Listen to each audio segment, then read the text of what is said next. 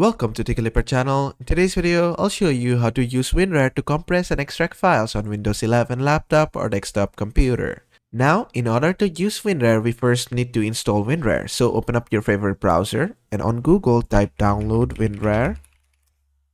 Then just go to the first link.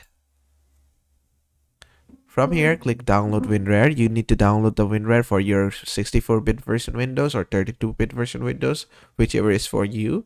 And you can also select the language. I'll download the English one.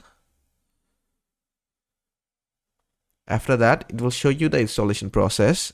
After the file has been downloaded, just click on the file to open it. Then if it asks for any permission, just click on yes. Then select the installation process. Click on install. Then click on OK after selecting all the parameters you need. After that, just click on done. Now, I'm not going to install WinRar because I have already installed it. So just follow this step to install it. And after that, to compress any folder or file, what you have to do is, as you can see right here, I have a folder right here. And to compress it, just right click on it. And you'll find your WinRar option here.